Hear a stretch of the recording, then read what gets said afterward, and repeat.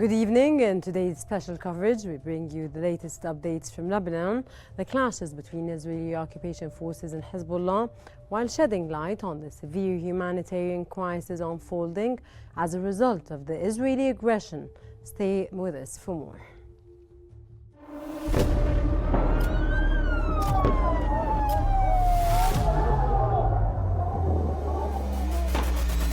كل المستهدفين هن مدنيين.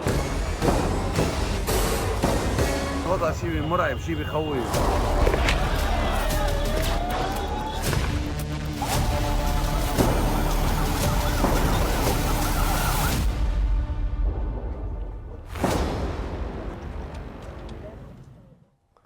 The Lebanese Red Cross has announced Israeli occupation forces and Hezbollah have clashed in southern Lebanon as Israel continued to target the group in airstrikes across the country.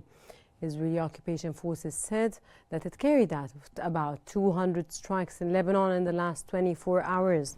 An unspecified number of Israeli soldiers were injured during the combat, while killing dozens of Hezbollah members. In addition, Lebanese state media reported that Israel struck several locations across the country, including in Baalbek in the country's northeast.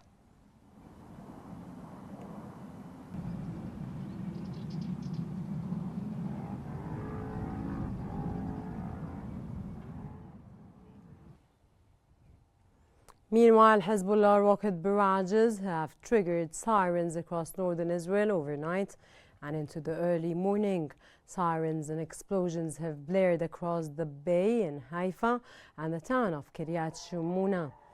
An Israeli army spokesperson stated that 5 projectiles have been identified crossing from Lebanon into Israeli territory, and have been intercepted by the Israeli defense system.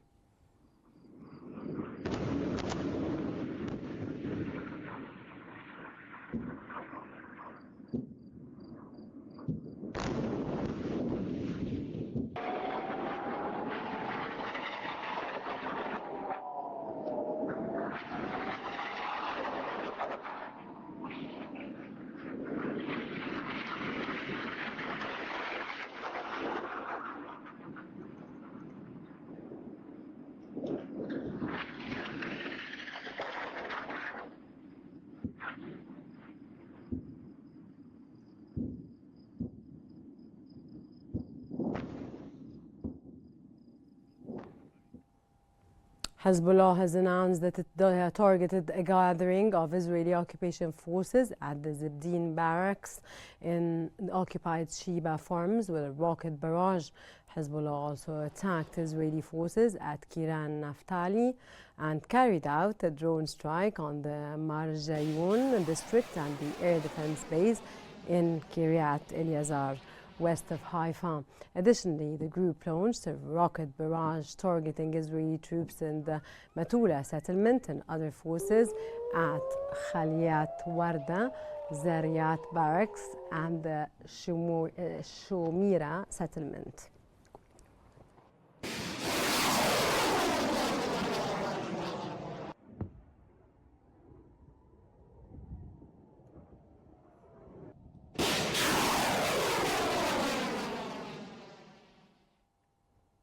Israeli Prime Minister Benjamin Netanyahu has urged the United Nations to withdraw its peacekeeping forces from southern Lebanon, citing concerns that their presence endangers both UNIFIL personnel and Israeli soldiers. In a message to the UN Secretary General, Netanyahu warned that failing to withdraw UNIFIL forces would leave them vulnerable to Hezbollah, endangering both their lives and those of Israeli soldiers. He stressed the need to remove UNIFIL troops from combat zones.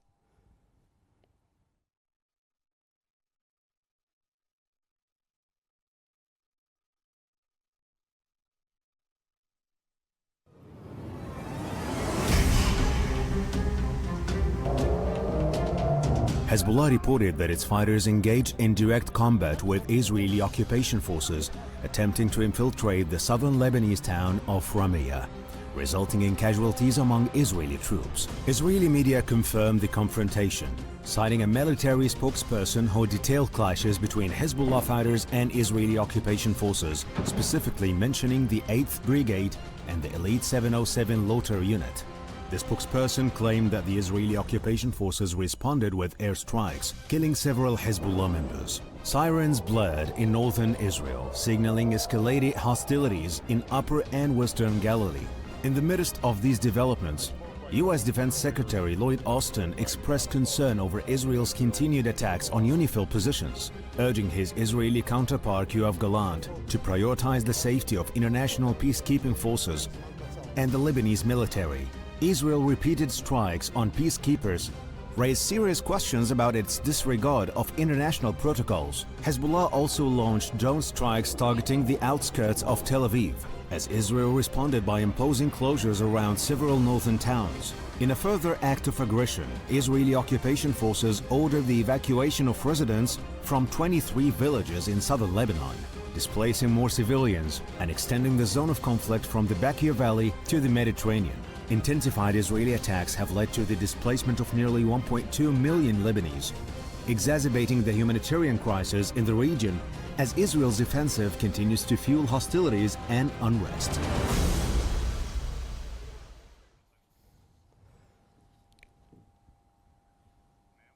And now let's move to the worsening humanitarian crisis in Lebanon amid the escalating tensions. The Lebanese Red Cross has announced that 4 paramedics were injured in an Israeli airstrike on a home in the southern town of Serbin.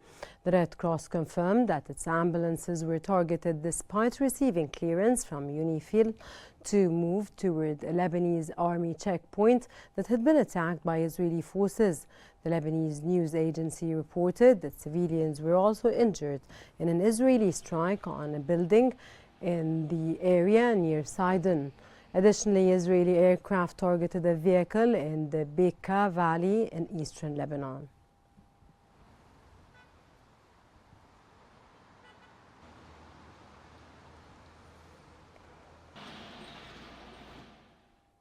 Meanwhile, rescue operations continued in central Beirut as teams search for survivors trapped beneath the rubble after Israel's deadliest airstrikes on the city.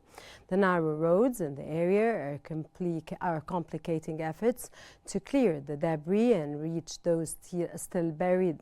While Israel claims its strikes target Hezbollah, civilians remain the primary victims. بيغتالوا حدا هون.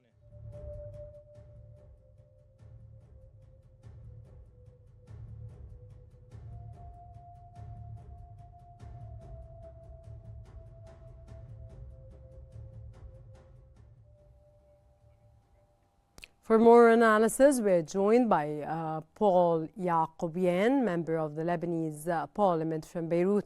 A very good day, sir, and it's a pleasure to have you with us on our show today. Thank you for having me. Ms. Yaqoubian, Netanyahu has called for the evacuation of UN peacekeeping forces along the Israeli-Lebanese border. What do you think are the implications of this request for regional stability and international peacekeeping efforts, of course taking into consideration the recent escalating situation in Lebanon and in Gaza? Well, the criminal Netanyahu doesn't want any witnesses. It's obvious that they want to escalate and they don't want any UNIFIL or peacekeeping missions in the south. This is my understanding for this request. I don't think there's another agenda. I know that they're saying that Hezbollah is using the UNIFIL to target Israelis invaders from some points that are close to the UNIFIL positions. However, there is no evidence on these claims, and it's been for like few days they were shelling and they were targeting directly the UNIFIL in the south. This is unacceptable criminal behavior, and we've seen Israel doing this all the time. I mean, they have no red lines. They can target anything, UNIFIL or civilians, babies. I mean, this is the war that we've seen in Gaza and that we're seeing now in Lebanon. Of course, considering the escalating situation that is really worsening every day, can you provide an overview of the latest clashes between Israel and Hezbollah? I'm very sorry, I cannot hear you well. I'm taking into unable of consideration, hearing the question. it's okay, I'll ask you the question again. Can you Please. provide an overview of the latest clashes taking place between Hezbollah and Israel? I'm very sorry, but I'll ask you again. I'll ask you again. I think you're asking me about the Hezbollah. Yes, Israel, the clashes, the latest clashes that are taking place every day between Hezbollah and Israel. I'm very sorry. If you can send me the question on WhatsApp. I'm really unable to hear you well. However, if you're asking me about the situation right now, yes, I'm asking you about the situation. This is the question. I'm asking you about the situation and the latest clashes that are taking place every day between Hezbollah and Israel. I'm sorry, all I can hear is Hezbollah and Israel. Okay, the clashes, the situation. Continue. It's breaking all the time, but let me tell you, the situation today is very difficult. Lebanon is in dire need for help, emergency help, humanitarian help. The amount of people pouring to Beirut and everywhere else in Lebanon is huge, and we don't know how to deal with this humanitarian crisis. So first, I have to thank Egypt for the help that they provided, and that's not the first time that Egypt stands with Lebanon in this difficult situation. But I really wish that other countries also would do the same. Today, also, we received humanitarian aid from Qatar, from Saudi Arabia, from UAE, but we're not doing our jobs as politicians right now, because there isn't much we can do, unfortunately. However, when it comes to the solidarity between the Lebanese, this is what we are witnessing right now, and this is also something that we are working on and trying to help as much as possible. Given the current tragedy of the conflict, what do you foresee as the potential outcomes in the short and long term for both Israel and Lebanon? Well, it is the unknown. We don't know how it's going to unfold. Till now, the situation is like a deadlock. Lebanon is demanding a ceasefire, immediate ceasefire, but we don't see anyone listening. We are only weeks away from the US elections, and it's obvious that Netanyahu will use this time to change as much as possible all the everything on the ground and trying politically to gain something out of this war. Let's look at Gaza. It's been 1 year of bombing, shelling, killing, destroying. Until now, there's no. He cannot declare victory, and he cannot declare that the objectives that he put from the beginning are met. I think in Lebanon, it's going to be the same scenario. We're trying here to tell the world, the international community, Lebanon already paid a very high price, and instead of waiting for diplomacy at the end, let's start it today and see how we can save whatever is savable in Lebanon. Paula Yaqoubian, member of the Lebanese Parliament, thank you very much for your intake and your informative knowledge. And of course, we're supporting Lebanon and Gaza, and we want as soon as possible a ceasefire to take place and end all this that's happening. And as current tensions impact UNIFIL's policy in maintaining peace, another UN peacekeeper has been wounded in southern Lebanon after being hit by gunfire. According to the UNIFIL, that is considered the fifth member of the multinational force to be injured in recent days. It added that the peacekeeper was injured at its headquarters in the southern city of Nakura amid ongoing military activity nearby, though added that it did not know the origin of the fire. While U.S. President Joe Biden has said that he was urging Israel to stop firing at UN peacekeepers in Lebanon following two earlier incidents. IDF tanks moved in the proximity of the UN position. UNIFIL underscores that the peacekeepers remained at the location, and a UNIFIL quick reaction force was dispatched to assist and reinforce the position. We remind you that these peacekeepers are serving in South Lebanon at the request of the Security Council under Resolution 1701. This is a serious development, and UNIFIL reiterates that the safety and security of UN personnel and property must be guaranteed, and that the inviolability of UN premises must be respected at all times. Right. This morning, UNIFIL's Nakura headquarters. As Israeli airstrikes continue to pound Beirut's southern suburbs, volunteers from a Lebanese animal rescue organization are risking their lives to save animals trapped beneath the rubble. Riding motorbikes through damaged streets where cars can't pass, the volunteers of the Animals Lebanon organization navigate through to rescue terrified kittens, bringing them to safety. Their efforts have led to the rescue of over 150 cats, many now sheltered at the organization's office.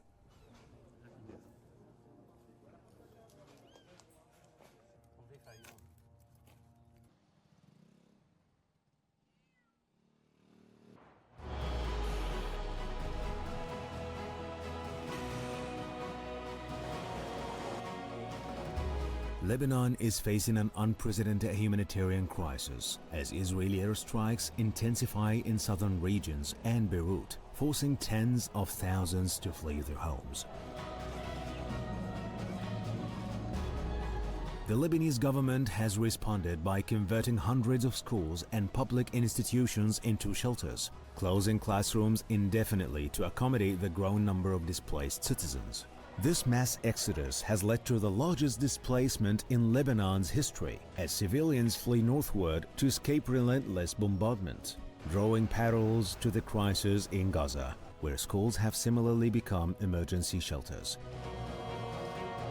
The ongoing conflict between Hezbollah and Israeli occupation forces has displaced over 1 million people, according to local and international estimates. Lebanese caretaker Prime Minister Najib Mikati warned that Lebanon, already grappling with a severe economic downturn, is struggling to provide shelter, medical care, and humanitarian aid to the displaced population. He described the situation as the largest displacement the country has ever seen, further straining Lebanon's fragile economy. Observers suggest that Israel may be deliberately displacing residents of southern Lebanon as part of a broader strategy. Israeli Prime Minister Benjamin Netanyahu's office hinted as a political exchange, suggesting that the return of Lebanese civilians to the south could be linked to Israeli citizens returning to northern Israel, contingent on Hezbollah halting its missile attacks. The situation continues to escalate, with civilians across the region caught in the crossfire of Israel's aggressive military campaign, worsening the humanitarian fallout on both sides.